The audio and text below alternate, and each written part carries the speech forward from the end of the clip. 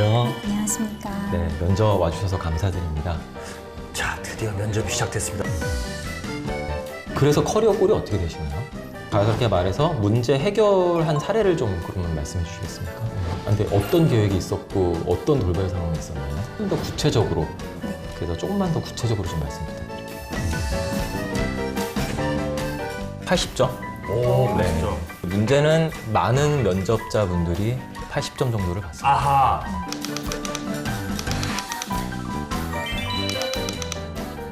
자, 면접이 어려운 건 뭐 정은 학생뿐만이 아닐 겁니다. 뭐 청심환을 가슴에 품고 면접장에 들어가는 그 마음을 면접관들은 아시죠?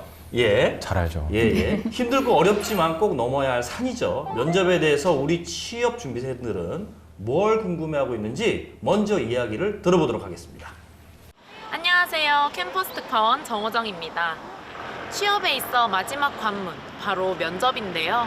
하지만 긴장해서인지 저 또한 면접장에 가면 100% 제 실력을 발휘하지 못하곤 했었습니다. 그래서 우리 취준생 여러분들은 어떻게 면접을 준비하고 있고 또 어떤 점을 궁금해하는지 오늘 알아보도록 하겠습니다. 그럼 가시죠. 면접 질문들 중에서 혹시 본인을 당황하게 했다거나 또는 가장 기억에 남는 질문이 있을까요? 그 업무에 관해서 제가 전공한 분야와 다르다는 이유로 왜 이 업무를 하고 싶은지, 그리고 이 업무와 별로 관련성이 없는 것 같은데 꼭 이 업무를 해야겠냐는 식으로 물어보셔서 지원한 부서가 아니라 다른 부서로 발령을 내면 어떻게 하겠냐고 물어봤을 때가 제일 당황스러웠던 것 같아요. 저는 소신껏 저는 하고 싶은 일을 하겠다고 말씀을 드렸는데 그게 떨어진 이유가 아니었을까 지금 생각해보면 네. 지원자분들은 되게 당황스러운 질문이라고 말씀을 하시지만은 방금 이제 당황스럽다고 인터뷰해 주신 분들 얘기를 들어보면은 그 질문은 저는 당황스러운 질문이라고 생각하지 않거든요.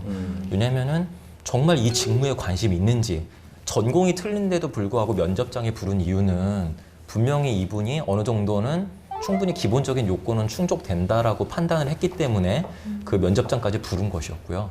그럼에도 불구하고 왜 전공이 틀린데 이 직무랑 틀린데 왜 지원했냐라고 묻는다는 것 자체가 오히려 저는 기회라고 보거든요. 저는 이만큼 직무에 관심이 있어가지고 전공은 틀리지만은 또는 이 틀린 전공까지도 더 내가 그 시너지를 더 발휘해가지고 잘할 수 있다라고 더 어필할 수 있는 기회가 된다고 생각을 해요. 또 딴 부서로 옮기면 어떻게 하겠느냐도 이거는 결국엔 본인의 그 아까도 계속 질문했지만 커리어 골을 물어보는 거잖아요. 제가 80점을 드린 이유는 그 커리어 골이 사실은 명확하지 않았어요. 단순하게 뭐 융합적인 거라 해서 좀 약간 두리뭉실하게 말씀해 주셨기 때문에 그렇다면 다른 부서 옮기면 어떡할래? 그러면은 이거는 뭐 회사에서 시킨 거니까 당연히 저도 그 부서에서 열심히 하고 그리고 이 부서 한 거를 경험으로 해서 내가 원래 하고자 하던 부서에서 그 직무를 더 잘하고 싶다. 이런 식으로 답변하는 게 좀 더 모범 답안이 되지 않을까 싶습니다. 네, 그 정은 학생에게 여쭤볼게요. 아까도 뭐 잠깐 얘기를 나누긴 했는데 모의 면접 아까 봤을 때 가장 당황스러운 질문이 뭐였을까요? 저는 제일 마지막 질문이 제일 당황스러웠던 것 뭐였죠? 같습니다. 어제자 삼성전자 그 주식이 얼마 정도였까요? 제가 주식은 아직 알아보지 아직 못해서 정말 오늘의 주식이 궁금해서 물어보진 않으셨을 거예요. 맞아요. 네. 아니, 그 질문의 질문을 취지가 한 이유가 뭐예요? 얼마나 본인이 지원하고자 하는 회사에 관심이 있는지를 물어보고 음. 싶었던 거였고요. 네네. 사실은 뭐 주식을 몰라도 상관은 없어요. 근데 일반적으로 기업 분석한다는 의미는 단순하게 어떤 기업에 대한 거를 암기하고서 그거를 뭐 그 암기력 테스트하는 게 아니거든요. 어떤 본인이 지원한 그 회사에 대해서 모든 정보를 항상 꾸준히 관심 있게 지켜보느냐를 본 겁니다. 네. 그렇다면은 이 기업에 관심 있는 사람을 더 뽑고 싶지 관심 없는 사람을 뽑고 싶지는 않잖아요. 네네. 왜냐면 관심이 있어야지 더 일을 잘할 수 있기 때문에 그렇다면은 만약에 당연히 모를 수 있겠죠. 모를 가능성이 높겠죠. 네네. 그렇다면은 제가 그거는 모릅니다. 하지만 뭐 이러이러한 사항에 대해서 제가 더 알고 있는데 이거에 대해 답변 드려도 되겠습니까? 이런 식으로 그 말씀하셨다면 더 좋았을 것 같다는 생각이 들어요. 근데 정은 양이 그거에 대한 답변을 블로그를 하고 있는 거를 말씀을 주셨죠. 네, 제가 지금 일주일에 한 번씩 블로그에 시사 정리를 하고 있거든요. 네네. 근데 그런 식으로 답변을 해도 괜찮은 건지. 근데 저는 그런 거에 대한 답변은 너무 좋으셨는데 네. 거기에 대한 구체적인 내용이 어떤 게 있는지 최근 삼성전자의 동향이 어떻게 되는지에 대한 그 조사하신 하셨던 거에 대한 내용을 네. 좀 말씀을 나눠주셨으면 더 좋았을 것 같아요. 거기에 이제 방점을 찍으려면은 그 구체적인 말씀하신 뒤에 그래서 본인의 생각. 그래서 제가 봤을 때는 이게 더 이렇게 됐으면 좋겠는데 또는 이건 아닌 것 같은데 뭐 저는 이런 생각을 해봤습니다. 정도로 하면은 면접관들은 거기에 대해서 이 사람은 정말 우리 회사에 관심이 많구나 네. 이게 느낌이 오거든요.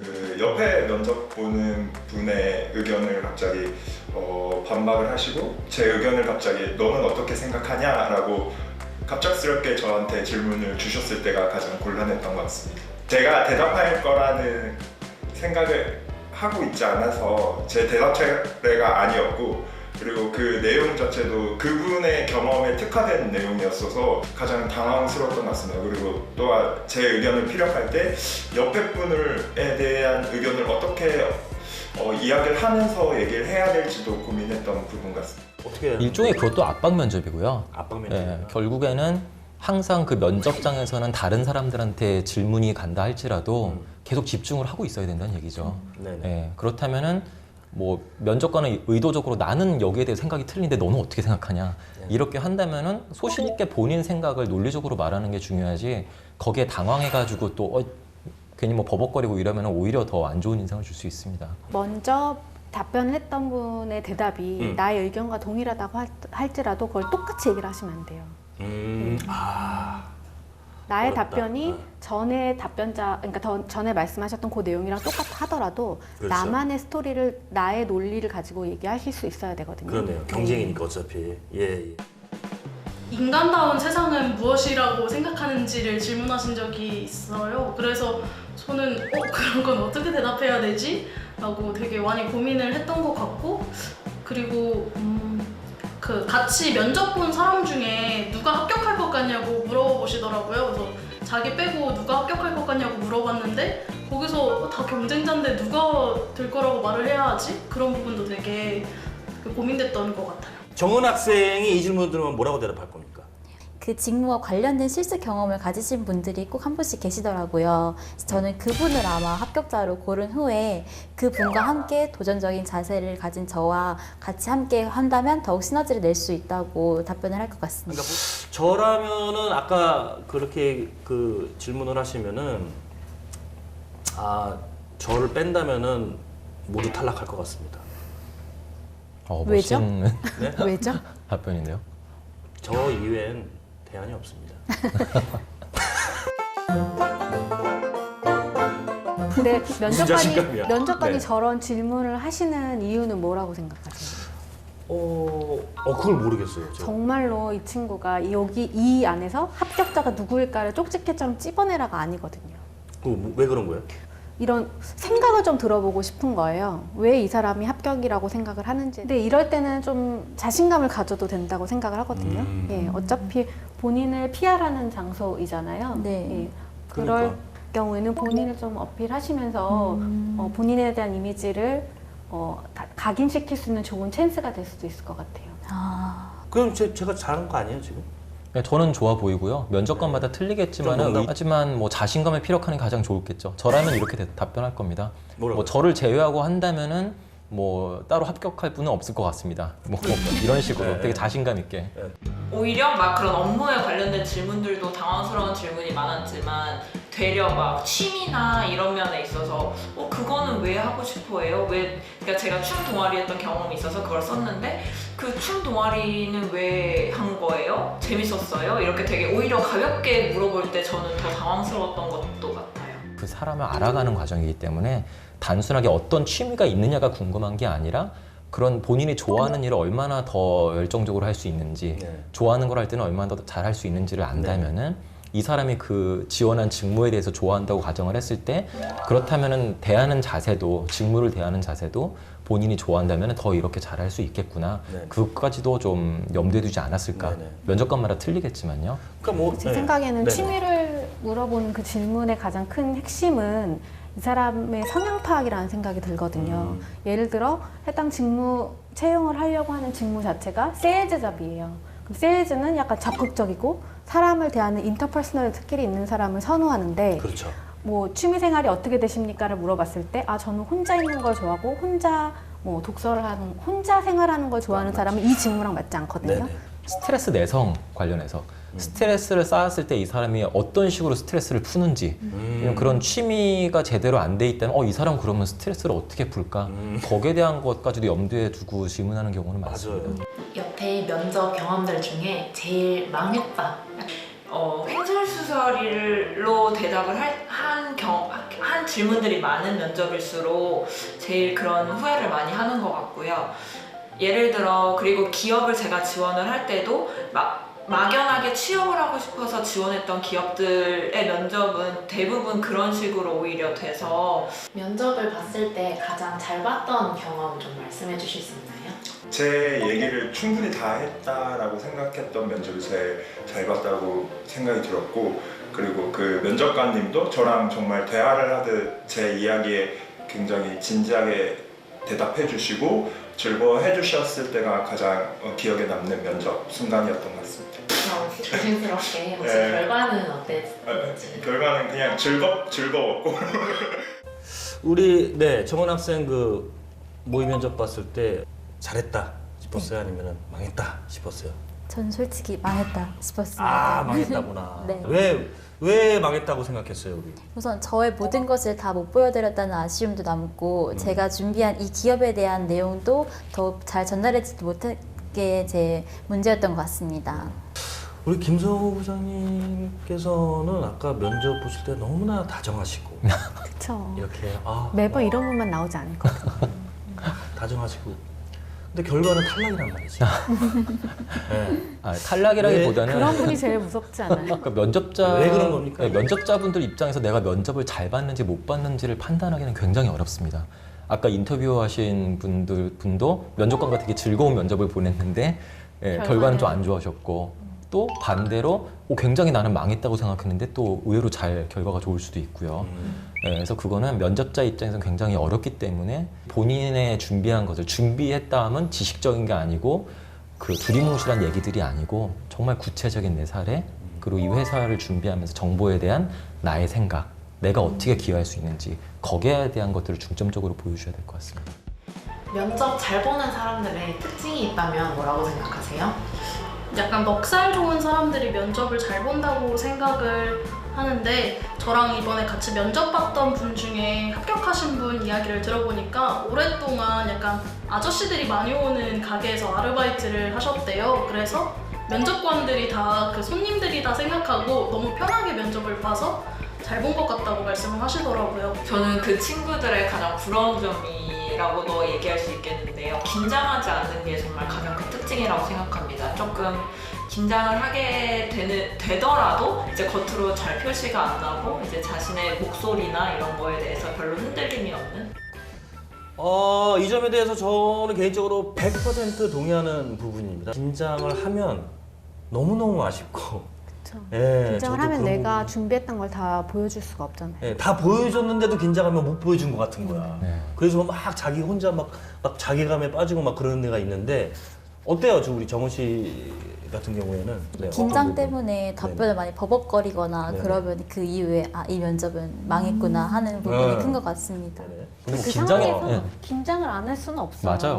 그런데 그러니까요. 준비를 탄탄하게 하면 그 긴장감을 많이 좀 줄일 수 있거든요. 네네. 예. 긴장했다고 해서 감점되지는 않는데요. 문제는 긴장을 하기 때문에 내가 제대로 말을 못하기 때문에 네네. 결국엔 감점이 된다고 볼 수 있죠. 그 넉살 좋고 이렇게 좀 긴장 안 하고 좀 그래 보이, 물론 속으로는 긴장했을 수도 있겠지만 어쨌든 그렇게 보이는 친구가 좀 더 어떻게 점수에 좀 어떻게 좀 관련이 있을까요? 사실 전혀 저의 경우에는 전혀 상관이 없고요. 넉살 좋다는 얘기가 아까 인터뷰하신 분은 뭐 아저씨들이랑 많이 일해서 그렇다고 하는데, 아저씨들이랑 많이 일해서 넉살 좋아서 대답을 잘했다는 게 아니라 그분들과 일하면서 뭔가 어떤 본인만이 얻은 그런 것들을 잘 어필하지 않았을까라는 생각이 들어요. 결국에는 긴장하지 않으면서 본인이 가진 것들을 좀 잘 보여주셨겠죠. 근데 제가 생각할 네. 때 긴장을 하면 면접관이 실제로 질문한 거를 까먹을 수밖에 없거든요. 맞아요. 그러면 동문서답을 결국 동문서답을 해요. 그렇기 음. 때문에 가장 중요한 건 면접자가 나한테 얻고자 하는 대답이 뭔지를 네. 약간 두 발씩으로 답변하시는 맞아요. 게 좋으신 것 같아요. 면접관이 싫어하는 면접자의 유형이 있을까요?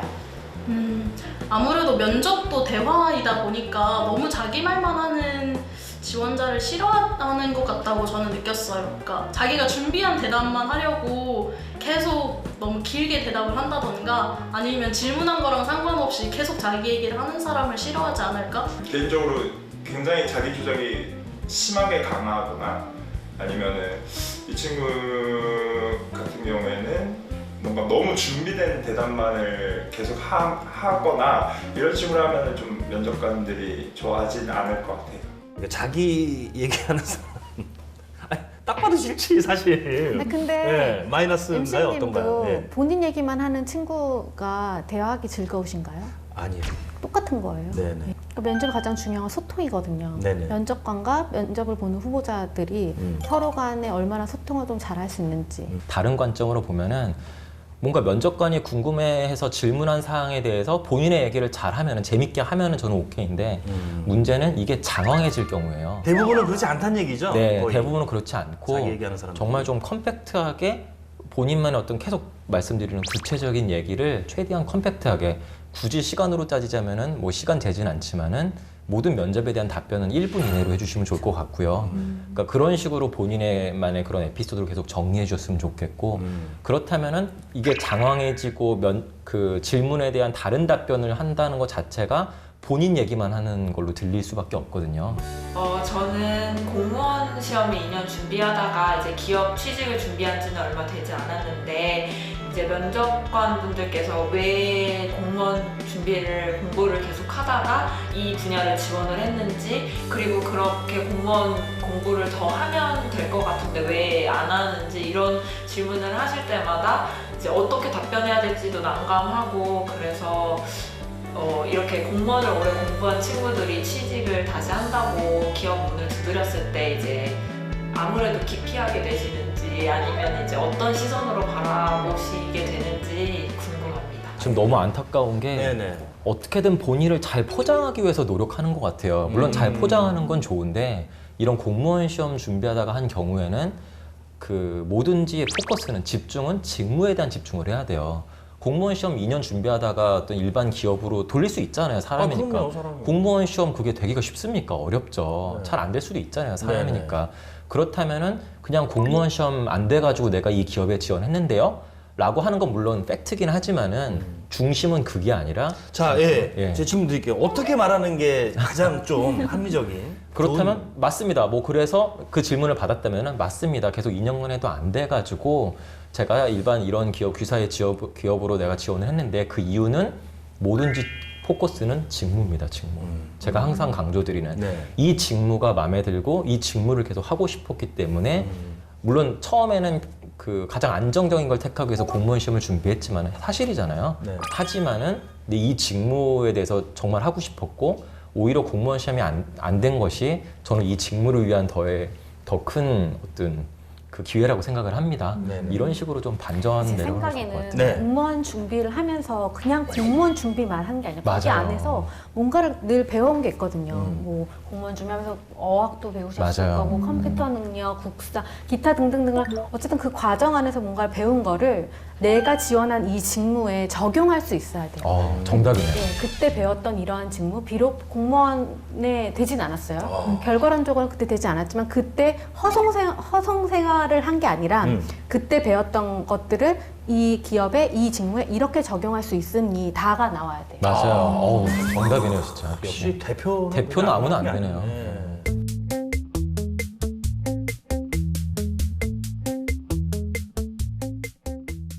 진짜 관심 있는 지원자에게 질문이 많이 가는 건지 혹은 오히려 질문이 없었을 때가 좋은 면접이다라고 얘기를 하는 사람도 있어서 과연 그 질문이 진짜 관심의 표현인지 이런 것들도 궁금한 것 같고 그리고 진짜 면접으로 그 당락이 결정이 되는 건지 요거 아주 카더라의 어떤 이런 중심이죠. 진짜 관심 가는 면접자들은 질문을 많이 한다. 저는 우선 제 경험을 빌려서 말씀드리자면 네. 제가 1차 때 유독 두 분한테 엄청난 질문이 가신 분이 있었어요. 질문이 그래서 있어요? 아, 저 두 분이 합격이구나 하고 저는 있었는데 막상 제가 2차를 가보니까 그 두 분은 보이지 않으시더라고요. 어. 그래서 그걸 보고 아, 질문을 많이 한다고 좋은 게 아니구나 하고 느꼈던 경험이 있습니다.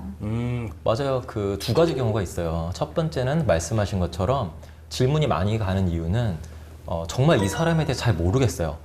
몇 번 질문해서 이 사람에 대해서 좀 알 것 같으면 굳이 질문을 또 할 필요가 없겠죠. 근데 뭔가 좀 아리까리라고 해야 되나요? 애매하다 싶을 때는 더 질문을 하는 경우도 있고요. 또 두 번째 경우는 말 그대로 정말 관심이 있어가지고 이 사람한테 집중적으로 질문하는 경우도 있습니다. 그런 경우도 있지만 아닌 경우도 있다. 맞습니다. 예. 네네. 그 다수의 면접을 보실 때는 뭐 상대방 내 옆에 사람한테 더 질문이 온다 하더라도 굳이 의기소침해하실 필요는 없을 것 같아요. 이런 경우는 어떨까요? 서류는 정말 완벽했어요. 그런데 면접을 봤더니 별로인 거예요? 그럼 어떻게 할 겁니까? 뭐 슬프지만 안 되는 거죠. 예, 깔끔하네요. 서류는 민 대표님. 면접을 가기 위한 하나의 과정이에요. 맞습니다. 예. 네. 되게 간단해요. 예. 그래서 면접은 서류를 아무리 통과를 뭐 1등으로 했다 할지라도 네. 면접에서는 다시 제로 베이스부터 시작한다고 보시면 됩니다. 자, 취준생들이 궁금해하는 면접에 대한 미스터리 이야기 다 들어봤는데요. 지금 더 중요한 건 바로 정은 학생의 궁금증일 겁니다. 시간을 줄 테니까 아까 봤던 면접에 대해서 우리 정은 양 궁금한 거 있으면 다 물어보시기 바라겠습니다. 네. 저는 이제 면접 질문에 대해서 준비를 할 때 제일 어려웠던 질문 중에 하나가 네. 저는 이공계다 보니까 프로젝트를 많이 하는 경우가 많은데요.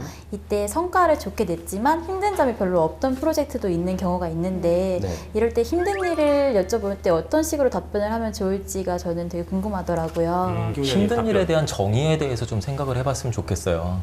힘든 일 없이 그 힘들다는 것의 의미가 무슨 누구랑 갈등이 꼭 있어야 되고 뭔가 하던 게 잘 안 돼야 되고 뭐 이런 것만이 힘든 게 아니거든요. 아마 일사천리로 잘 된다 할지라도 뭔가 굉장히 집중해서 해야 되는 거고 할 수도 있고 또는 이걸 해야 되는데 뭐 남자친구를 만날 수도 있는 거고 또는 뭐 집에 무슨 일이 생길 수도 있는 거고 본인 건강이 안 좋아질 수도 있는 거고 이런 모든 것들이 복합적으로 힘들다라는 표현이거든요. 그래서 어떤 그 프로젝트를 내가 성공적으로 했다 그게 중요한 게 아니고요. 내가 이 프로젝트를 성공하기 위해서 뭐 힘든 게 아니라 할지라도 어떠한 노력을 했었는지에 대한 걸로 준비해 주시는 게 좋을 것 같습니다. 네. 알겠습니다. 민 대표님도. 네. 저 이제 뭐 힘든 점이 없다고는 얘기는 하셨지만 아쉬운 점은 있었을 수 있어요. 그렇네요. 예. 그 아쉬운 점이 한편으로는 또 힘든 점, 그러니까 약간 단어의 한 끗 차이라는 생각을 하거든요. 네. 예, 그래서 그런 아쉬운 점을 뭐 좀 얘기를 하면서 이런 아쉬운 점이 이렇게 개선되었으면 더 좋았을 것 같다라고 마무리 지으시면 더 좋지 않았을까요?